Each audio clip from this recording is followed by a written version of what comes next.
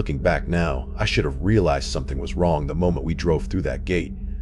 This happened in late November of last year when I went on a hunting trip with my grandpa near Crockett, Texas. I don't get to see him very often anymore, so when he asked if I wanted to go with him, I didn't hesitate. I'll be honest, I've never really liked hunting. Sitting still for hours just isn't my thing, but I do love being out in nature, especially camping. And I had never been to this property before, so it felt more like an adventure than anything else.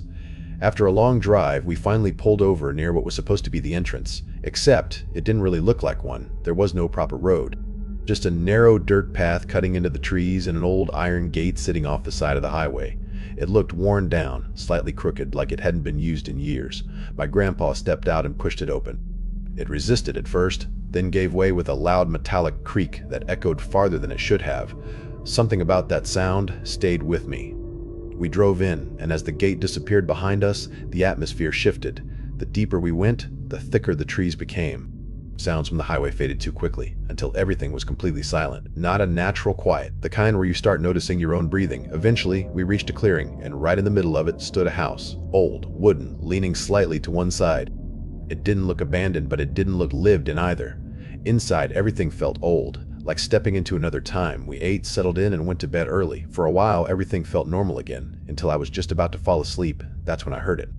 A scratching sound coming from one of the windows, slow, uneven, like something dragging lightly across the screen. I froze, listening. It went on for a few seconds, then suddenly stopped. The silence that followed felt heavier than the sound itself. I told myself it was probably just an animal. Branches, maybe, but I didn't check. I just turned over and eventually fell asleep. Looking back now, that was probably the first mistake. The next morning, I saw something standing at the edge of the tree line, and it was watching the house. My grandpa woke me up before sunrise and we headed out to the hunting blind. The air was freezing. Everything felt still. We waited for hours. Nothing. No movement, no sound, just silence. Eventually we dozed off. When I woke up, something felt off. I grabbed my binoculars and looked toward the tree line. At first, nothing. Then I saw it, something partially hidden behind a tree. A figure. It wasn't moving at all. I kept watching, waiting for it to move, but it didn't. It just stayed there. And the longer I looked, the more it felt like it wasn't just there by accident. It felt like it knew exactly where we were, like it had been watching us the whole time. I showed my grandpa, but right then, deer walked into the clearing. The moment broke. He laughed it off, said it was nothing. Shadows maybe, but I knew what I saw. That wasn't a deer. Later, we brought one back to the house, but when we returned, something was wrong. The deer had been torn apart, deep claw marks, chunks missing. It didn't look normal. It looked violent, almost deliberate. And some of the marks didn't even look like they came from an animal I recognized. My grandpa said it was probably coyotes, but this time he didn't sound sure. That's when I started feeling it again, like we weren't alone out there, and whatever I saw earlier was closer than we thought. Because that night, we didn't just find tracks. We found something that was already watching us. After dinner, we didn't waste much time. We grabbed a flashlight and headed back out. The woods felt different at night. During the day, it had been quiet. Now, it felt empty. No insects, no wind, just that same heavy stillness pressing in from all sides. We walked for a while, quietly. The deeper we went, the less either of us felt like speaking. Then, I saw it again. Same place, same tree. But this time, it was closer. Still partially hidden, just enough to know something was there, and it wasn't moving, not even a twitch. I stopped walking. For a second, I tried to convince myself I was seeing it wrong. Then, it shifted, just enough to prove it wasn't part of the tree. The moment I locked onto it, it pulled back behind the trunk, too fast, too controlled. My grandpa moved in, and I stayed back, alone, listening. Every second felt longer than it should have. Then, a gunshot. I ran. When I reached him, he was standing over a coyote. For a moment, everything felt normal again, explainable. Then we heard it. Something moving deeper in the woods. Not running, not rushing, just moving, slow, deliberate. And then, a scream. It didn't sound human, but it didn't sound like any animal either. It echoed through the trees, impossible to tell where it came from. Every instinct I had told me we weren't safe, because the moment we turned to leave, it started moving toward us. We didn't say anything. We just turned and started moving back. At first, fast walking, trying not to panic, but then we heard it again. Closer, shifting, keeping pace. That was enough. We ran, branches snapping under our feet, flashlights shaking. At one point, I nearly fell. My grandpa didn't even look back. He just kept going. Behind us, heavy footsteps, too heavy, not human, not animal, and the breathing, loud, uneven, right on us. We made it to the house, ran inside, locked everything for a second, nothing. Then, something slammed into the door, hard. The whole frame shook. Another hit. Stronger. Then that sound again, that scream, right outside. I stepped back, watching the handle shake. For a split second, I saw a shadow, too tall, the wrong shape, gone. It started moving along the wall, scraping, slow, controlled, like it was circling, looking for a way in. My grandpa didn't hesitate. He raised the rifle and fired. The shot exploded through the house. Everything outside stopped. Then it screamed again, angrier, closer, and then footsteps, fast, retreating. We didn't move for a long time, didn't speak. Eventually, I called the police. The deputy came, looked at everything, didn't laugh, didn't ask many questions, just stood there staring at the tree line, like he was listening. Before he left, he said something that stayed with me. This wasn't the first call he'd gotten from out here.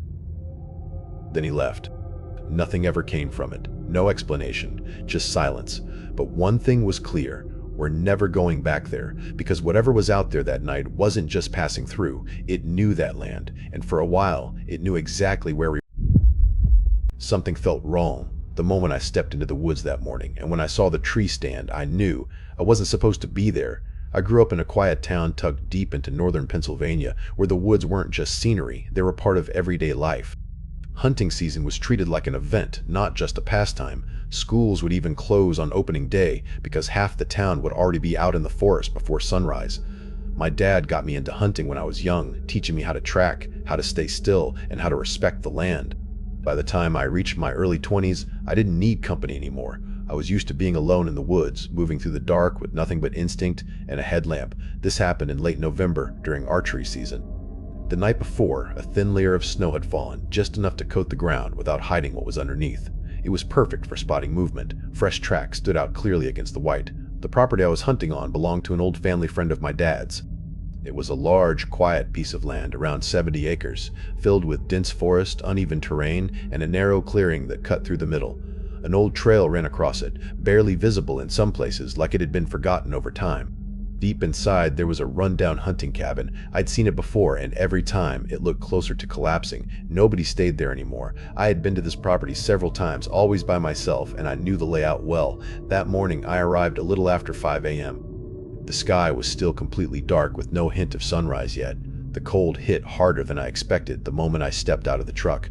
My breath hung in the air as I grabbed my gear and started walking past the rusted metal gate. Something felt off almost immediately. The woods were too quiet.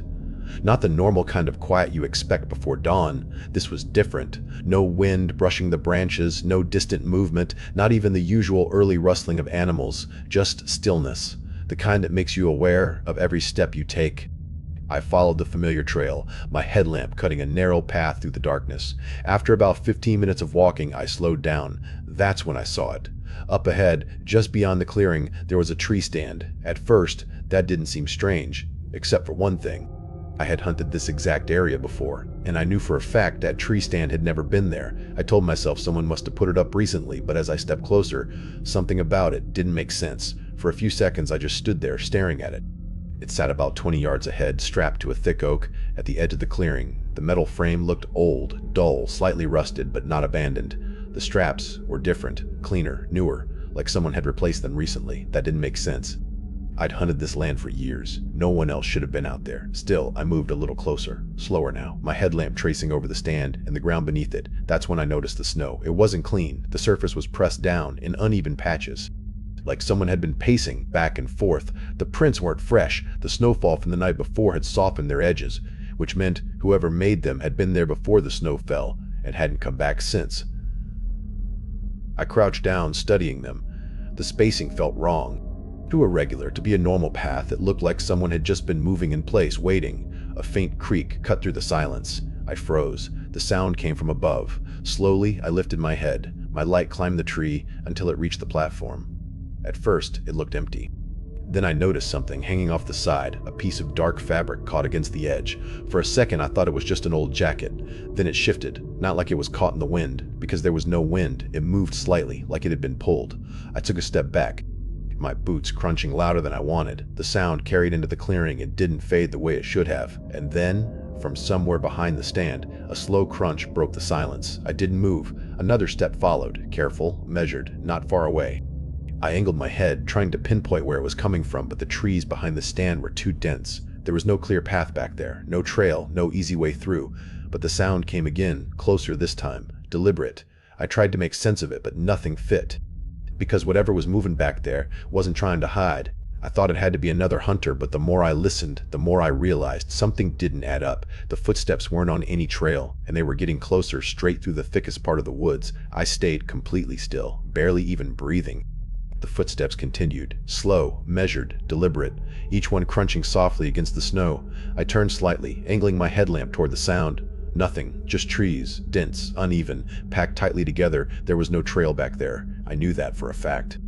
But the footsteps didn't stop. They kept coming. I took a slow step backward, trying not to make too much noise. My heart was pounding harder now, each beat loud enough that it felt like it should echo. Hello? My voice sounded smaller than I expected. The footsteps stopped instantly. Silence that followed was worse than before, heavy, like the entire forest had paused with it. I waited, listening for anything, but there was nothing. Then, a single step closer, I flinched, my light snapping toward the sound. For a split second, I thought I saw something move between the trees, not clearly, just a shape, gone too fast. Who's there? No response. Every instinct told me to leave. Nothing about this felt right anymore. Not the stand, not the tracks. Not the way the woods swallowed every sound except those footsteps. I glanced back toward the stand. The fabric was lower now, like it had been moved recently. A cold sensation ran down my spine. I hadn't heard anything climb down. Another step, closer, too close, I didn't think. I started backing away, slowly, keeping my light forward. Every instinct screaming at me. Whatever was out there wasn't just passing through, it was watching, and it knew exactly where I was. Then my foot caught on something. I stumbled, looked down, and immediately wished I hadn't. Another footprint, fresh, sharp, still sinking, right where I had just stepped. I hadn't heard anyone come that close, and when I slowly looked up, I realized something far worse. The footsteps I'd been hearing weren't approaching anymore. They had already closed the distance. I didn't turn around. I couldn't. It felt like the moment I did, it would be right there, closer than I could handle. I forced myself to move, one step, then another. Behind me, crunch. It matched my pace exactly. I moved again, crunch, again. Whatever was behind me was following, slowly, deliberately, keeping the same distance. Panic started to creep in, but I tried to keep it under control. Running through these woods in the dark would be worse, but staying wasn't an option. I moved again. It followed instantly, closer. I could feel it now, not touching me, but close enough. My breathing got shallow. The trail wasn't far. If I could just reach it. Another step, crunch, too close. I stopped. So did it. Something inside me snapped. I turned around, fast. My light cut through the darkness, and for a split second, I saw someone, standing between two trees, maybe 10 feet away, tall, still, facing me. The light didn't reach the face, just the outline. And then, it moved, not toward me, not away, just shifted, like it had been standing there the whole time, watching, waiting, and then it was gone, no sound, nothing. I told myself it stepped back into the trees, but deep down, I knew that wasn't true, because it hadn't reacted like a person. It felt like it had been waiting for me to turn around. I didn't stay. I walked, fast, then faster. I didn't try to stay quiet anymore. Behind me, nothing. No footsteps. And somehow, that was worse. I reached the trail, kept moving, didn't stop, until I saw my truck. I got in, locked the doors, sat there for a second, trying to steady my breathing. Then I turned the key. The headlights came on and lit up the path ahead. And something else. Tracks. Fresh, crossing right in front of my truck. I leaned forward. They weren't deer tracks. They weren't mine. They were boot prints, clear, deep, from the woods to the passenger side. My chest tightened. I slowly turned my head. The door was closed, but the handle was lifted. Like someone had just tried to open it. I didn't wait. I drove, faster than I ever had before. Didn't look back once. I never went back to that property again. A few days later, I asked my dad about it, about the land, about the stand. He looked confused, said no one had permission to hunt there. Then he told me something that still doesn't sit right with me. There hadn't been a tree stand on that property in years. Not since the last one was taken down, after someone claimed they saw a man standing in it long after he was supposed to be gone. And the part I still can't explain is later that night, when I checked my gear, there was a piece of dark fabric caught on my backpack. Old, worn, and damp, like it had just been hanging there. For almost 2 years, Mason had been trying to convince Liam and me to go hunting with him. We always laughed it off. Looking back, that was probably our first mistake. Neither of us knew anything about hunting, and honestly, it just didn't appeal to me. Mason, though, was completely different. He was the kind of guy who actually knew how to handle himself outdoors, starting fires like it was nothing, tracking animals like he'd done it his whole life, sleeping on the ground without complaining. Liam and I weren't built like that. We liked the idea of a trip more than the reality. A quiet weekend in the mountains, drinks by the fire, no phone signal. That sounded perfect. Hiking miles into the woods, freezing before sunrise, and actually hunting something? Not so much. But late in November, Mason finally wore us down. He said rifle season had just opened, the cold would keep bugs away, and he knew a remote spot deep in the mountains where hardly anyone went. That should have meant something. At the time, it didn't. In the end, it wasn't the hunting that convinced us. It was the thought of good food, a cooler full of beer, and getting away from everything. We left before sunrise on Friday. The drive took a few hours, and the farther we went, the quieter everything felt. Not peaceful, just empty. Houses disappeared. Then cell signal. Even the road started to feel like it didn't belong to anything anymore. Mason spent most of the drive explaining things, how to carry rifles safely, how to move quietly, how to notice signs in the woods I never would have picked up on. I only half listened. The rest of me just stared out the window watching how empty everything was getting. When we finally pulled over near an old, barely used logging road, we still had to hike in. Mason said it was just a couple miles. It felt way longer. By the time we reached the area he wanted, my legs were sore, my shoulders aching from the gear. We found a flat patch near a narrow creek and set up camp. Mason handled most of it while we stood around pretending to help. By the time it got dark, everything was ready. The tents were set, the fire was going, and we dragged a few logs around to sit on. For a while, it actually felt perfect. The woods were completely still, except for the crackling fire and the quiet sound of water moving over rocks. We drank, joked, drifted into old memories. For a moment, I finally understood why people liked this. Then it happened. Somewhere far out in the woods, we heard a scream, sharp, sudden, and wrong. It cut through the silence so cleanly that all three of us froze. Liam let out a nervous laugh, saying it sounded like someone getting murdered. Mason didn't laugh. He just tilted his head slightly, listening, before saying it could be a fox. Apparently, they can sound almost human. I wanted that to be true, but something about that scream didn't feel like an animal. Still, because it was so far away, we tried to brush it off. After a minute, we started talking again, just not as relaxed as before. Every now and then, one of us would stop and listen, even Mason. Then, just a few minutes later, it came again. This time, much closer. And whatever made that sound wasn't just passing through.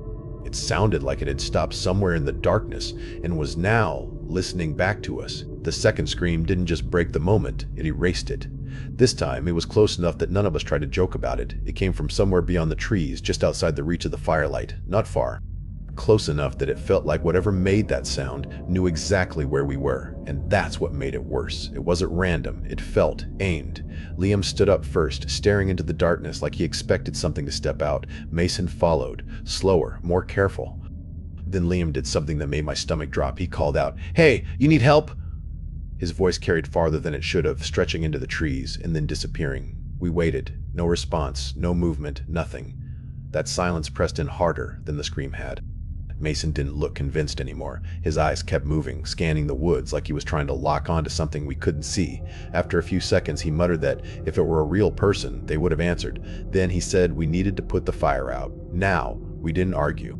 The fire died fast, and the darkness took everything with it. Without it, the woods felt different, not just darker, closer. Like the trees had shifted in around us. We grabbed our rifles and got into our tents without saying much. I didn't sleep. Every sound felt louder than it should have been. Branches shifting, leaves brushing. At one point, I thought I heard something just outside, but when I focused, there was nothing there. No footsteps, no pattern, just absence. At some point, I must have passed out. When I woke up, the sky was gray and the air felt colder than the night before. For a second, everything felt normal again, until I stepped outside. Something had been in our camp. One of the chairs was tipped over. The cooler lay on its side. A bag of snacks had been torn open and dragged a few feet away. Mason's backpack wasn't where he left it. I called for them. They came out, still half asleep. Mason looked around for a few seconds, then said it was probably a bear. And yeah, that made sense.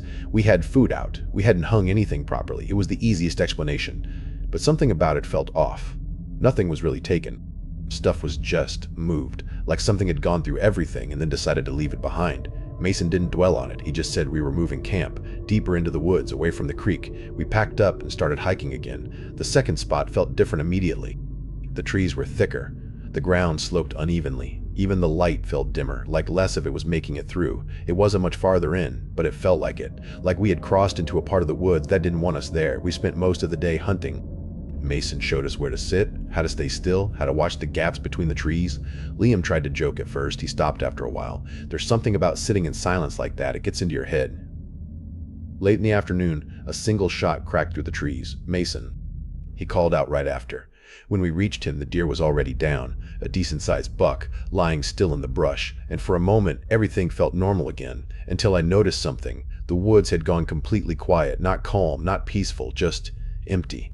Like everything around us had gone still, as if something else had just taken its place. For a while, none of us said anything. We just stood there, looking at the deer. Mason seemed focused, already thinking ahead, planning what needed to be done next. Liam stayed quiet, which was rare for him. I couldn't stop looking at the trees. There was something about the silence that didn't feel right. Not normal quiet, not the kind you get in the woods when everything settles. This felt off, like everything had pulled back. Watching, waiting. Mason told us to help drag the deer. I moved on instinct, grabbed hold, started pulling. It was heavier than I expected. The ground uneven, the brush catching on everything, slowing us down. Every step felt longer than it should. By the time we got it back to camp, my arms were burning, my legs felt like they were going to give out. Mason didn't stop. Didn't hesitate. He got to work right away. Calm, methodical, focused, like he'd done it 100 times, explaining things as he went, like we were still in some kind of lesson. Liam nodded along, quiet, listening. I tried not to look too closely, but it was hard not to. Smell hit first, sharp, heavy, then the reality of it, right there, in front of me, not distant anymore, not abstract, real, immediate. I stepped back after a while, needed space, sat near the edge of camp, trying to focus on anything else. The trees, the ground, anything. And that's when I noticed it. The woods were still quiet, too quiet. No birds, no movement, no wind, nothing. Just Mason working behind me. I remember thinking, even before the shot, it hadn't been like this. It changed after. Not slowly, not gradually, all at once, like something had flipped. Like something had shifted, and everything else had stepped back. By the time Mason finished, the light was already starting to fade. We didn't say much, didn't feel like talking. Liam cracked open a couple beers, the sound too loud, and all that silence. Mason cooked some of the meat over the fire. Not planned, just something he decided on the spot. The smell drifted through camp, warm, familiar, normal, and yeah, it tasted good, better than I expected. For a little while, things felt almost normal again, almost, like maybe we'd overreacted. Like maybe the night before had gotten in our heads, like maybe everything had a simple explanation. Then the sun dropped, completely, and the dark came back, fast, too fast. The firelight pushed against it, but not very far. Everything beyond that glow felt deeper than it should have been. Thicker, like it wasn't just empty space anymore, like something was there, just outside of it. We sat there longer than we should have, no one really talking, just listening. Every now and then someone would shift, and even that felt loud, wrong, out of place. We were waiting, even if we didn't say it. And then it came back, the scream. This time it didn't sound far away, but it didn't sound close either. It sounded wrong, not fixed, not steady, like it wasn't coming from one place, like it was moving while it was happening. Wrapping around us, Liam froze, completely still. Mason didn't say anything, didn't move, neither did I. We just listened, heartbeats loud, breathing shallow, waiting, and then it came again, closer, clearer, and this time there was no mistaking it. It wasn't just a scream anymore. There was something inside it, something underneath it. It sounded like someone was forcing the sound out, like they were struggling to make it. Like it hurt, like it wasn't natural. And for the first time, it didn't sound like a warning. It didn't sound like something passing through. It sounded like something reaching, like something trying to pull us in. No one moved, not for a second. We just sat there listening. That sound, it didn't fade the way it had before. It lingered, like it was still there even after it stopped. Liam was the first to break. "What the hell is that?" His voice wasn't strong, wasn't steady. It sounded like he already knew. He wasn't getting an answer. Mason didn't respond, not right away. He was staring into the dark, jaw tight, like he was trying to force something to make sense, and it just wouldn't. Then it came again, closer, too close. Close enough that it didn't feel like it was out in the woods anymore. It felt like it was right there, just beyond the edge of camp. Right where the firelight ended and the dark took over. Liam stood up, too fast, too sudden. "That was a mistake. Sit down," Mason said, low. Liam didn't listen. He took a step forward, toward the trees, squinting into the dark, like he could force his eyes to adjust faster. "Hey," he shouted, "if someone's out there." The scream cut him off, loud, sharp, right in front of us, not 20 yards, not 10, closer. Liam stumbled back.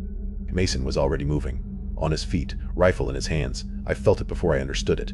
That shift, that exact moment where something stops being strange and becomes wrong, really wrong. Mason raised the rifle, not aiming at anything specific, just ready. Back up. We didn't argue, didn't question it. We moved closer to the fire without taking our eyes off the dark. No one turned their back, no one blinked longer than they had to. And then Mason did something I didn't expect. He fired one shot straight into the air. The crack exploded through the woods, echoing in every direction. For a second, everything went silent. No scream, no movement, no sound at all. Just nothing. And then footsteps, fast, circling, not wild, not crashing like an animal. Controlled, deliberate, moving around us. Just outside the light, I couldn't see anything. Not a shape, not a shadow, nothing. But I could hear it. Leaves crunching, branches shifting, something moving in a wide loop around us. Around the camp. Liam turned slowly, trying to track it. "What is that?" he whispered. No one answered. Because no one knew. The footsteps didn't stop, didn't get closer, didn't move away. They just stayed out there, moving, watching, waiting. And then something brushed the edge of camp, soft, light, but intentional. Just enough to make it clear. It was right there. Close enough to reach out and touch us. Mason fired again. Another shot, sharp, violent. The footsteps stopped instantly, cut off, like they'd never been there. Everything went dead quiet. For a few seconds, none of us even breathed. Then Mason spoke. "We're killing the fire." No hesitation. No discussion. We moved, fast, hands grabbing dirt, water, anything, smothering it. Within seconds, the light was gone, and the darkness closed in completely. No glow, no edge, no safety, just black. We didn't say a word, not one. We grabbed what we could and got into the tents.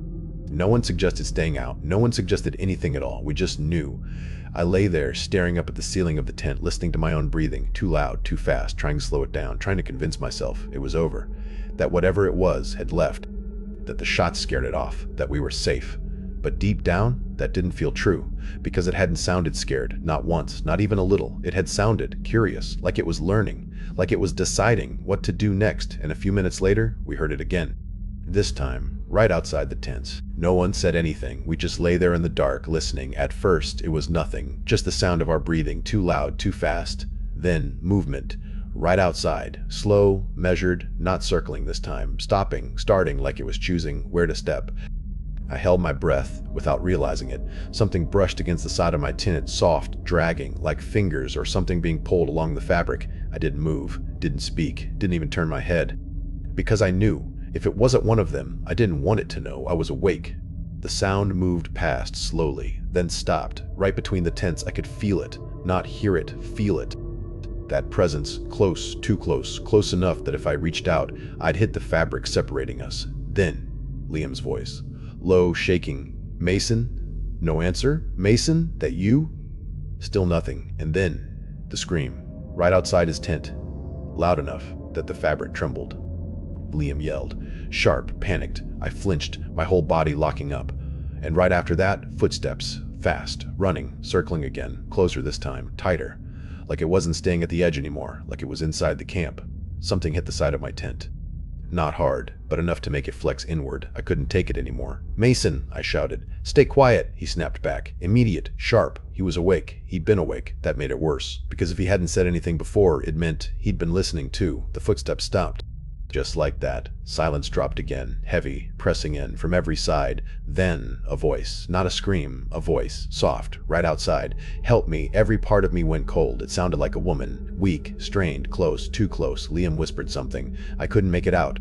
I didn't respond. I didn't move. Because something about it was wrong. The words were right, the tone was right, but the way it came out felt off. Like it was being copied, like it didn't belong to whatever was making it. "Please, closer now, right next to the tent. I need help."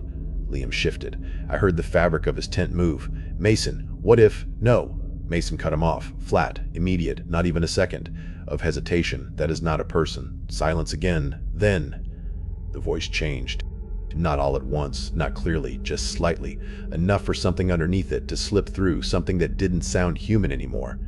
And then, it laughed. Quiet, low, right outside. And the next sound was something grabbing the side of the tent. Everything froze. My body locked up. Before my brain could catch up, something had hold of the tent, not pulling hard, not tearing, just gripping it. The fabric pressed inward, slowly, deliberately, like whatever was outside was testing it, feeling it, learning it. I didn't move. Didn't breathe. Didn't even blink, because something in me knew if I reacted, it would react too. Then, it dragged. The side of the tent shifted as whatever held it slid along the fabric. Slow, controlled, right past my shoulder. I could hear it. That faint scrape, that soft pressure moving with it. And then, it stopped, right near my head. close enough that I could feel the shape of it through the fabric. Not clearly, not enough to understand it, just enough to know it was there. Waiting, listening, I shut my eyes, without thinking, like if I couldn't see it, it couldn't see me. Seconds passed, or maybe longer. Time didn't feel real anymore. Then, a voice, right outside my tent. Not Liam, not Mason. "Oh, you awake?" My stomach dropped. It was my voice. Exactly my voice. Same tone, same rhythm, even the way I trailed off at the end. Perfect. Too perfect. I felt something inside me twist, because I hadn't said anything, not a word. "You awake?" It repeated it, softer this time, closer, like it was right against the fabric. I bit down hard on my tongue to stop myself from reacting, answering, or making any sound at all. Then it shifted again, moving away from my tent, slow at first, then quicker, and then it stopped again, near Liam. I heard the faint movement of his sleeping bag. He was awake. I knew he was. We all were. Then the voice came back, but this time it wasn't mine. It was Mason. Liam, clear, firm, right outside his tent. "Come out here." I felt my chest tighten. Because Mason hadn't moved, he was still inside his tent. I could hear him breathing. Liam didn't respond, didn't move, didn't fall for it. Good. But the voice didn't stop. "Liam," it said again, a little sharper, a little more impatient. "Come out here." And then it changed again. Not clean, not smooth, like it couldn't hold the shape anymore. Like something underneath it was, pushing through, breaking it, distorting it. The last word stretched wrong, too long, too uneven. "Here, here." I heard Liam make a sound, not a word, just a breath, shaky, uncontrolled. And then Mason's voice, real this time, low, inside his tent. "Don't move." The thing outside went silent, instantly, like it heard him, like it understood. And for the first time, it didn't feel like it was just testing us anymore. It was reacting, watching, learning, adapting. And then it ran. Not away, but straight through the campsite. Stopped. All three of us. At the same time. No one said it, but we all heard it clearly. A voice, up ahead, near the direction we'd come from, near the truck. "Hey!" It sounded normal. Too normal. Relieved almost, like someone calling out after spotting people. Liam let out a breath. "Thank God," he said quietly. Mason didn't move, didn't lower his rifle. The voice came again. "Hey, over here!" Closer now, clearer. And something about it felt wrong. Not in the way the screams had felt wrong. This was different. Subtle. Quiet. Like a detail just slightly off. I felt it before I understood it. Mason must have too, because he said it first. "Don't answer." Liam looked at him. "What? Why?" "Don't," Mason repeated. Sharp, firm. The voice called again. "Hey, I've been looking for you guys." I felt my stomach drop. "Because now..." I recognized it. We all did. It was Liam. Not just similar, not close, exact, same tone, same pacing, even the slight breath at the end of the sentence. Perfect. Liam went completely still, his face strained. "That's not me," he said. No one responded. No one needed to. We knew. The voice came again, from the same direction. "Closer now. Guys?" It sounded confused, concerned. "Where'd you go?" It took a step closer. We heard it. A footstep, soft, deliberate, and then another, coming toward us. Mason slowly raised his rifle, not rushing, not panicking, just steady, focused. The voice kept talking. "Come on, man, this isn't funny." Still Liam, still perfect, still wrong. Another step, closer, too close. I could feel my heart beat in my throat. Liam shifted slightly beside me. I grabbed his arm again, harder this time. He didn't pull away. Good. We didn't move, didn't speak, didn't react. And after a few seconds, the voice stopped. Just cut off, mid-breath, like it had realized something, like it had noticed we weren't responding. Silence filled the woods again, thick, heavy, waiting. Then, movement, fast, but not toward us, back the way it came, retreating, slipping through the trees, gone. We stayed frozen for a long time, no one speaking, no one moving, until, finally, Mason lowered the rifle slightly. "Keep going," he said. We didn't argue. We moved, faster now, not caring about noise anymore. Branches snapped, leaves crushed under our feet. Our breathing loud and uneven. But we didn't stop, didn't slow down, not until we saw it. The truck, right where we'd left it, exactly where it should have been. No, exactly where we'd left it. We ran the last stretch, didn't check anything, didn't look around, just got in, doors slammed. Locks clicked. Mason started the engine, and we left. None of us looked back, not once. The drive felt longer than it should have. No one talked for the first hour. Then Liam finally said it. What the hell was that? No one had an answer. We threw out ideas. People. Animals. Something messing with us. None of it fit, not really. Eventually, we stopped trying. We dropped Liam off first, then me. Mason drove off without saying much, and that should have been the end of it. It almost was. But a few nights later, I woke up, middle of the night, no reason, just awake. The room was dark, quiet, still. And for a second, everything felt normal, until I heard it, from somewhere inside my apartment, a voice, soft, careful, trying not to sound loud. "You awake?" My voice, exactly my voice, from just outside my bedroom door. I didn't move, didn't breathe, didn't make a sound, and after a few seconds, it tried again, a little closer this time. "You awake?" I never answered, but sometimes, late at night, I still hear it.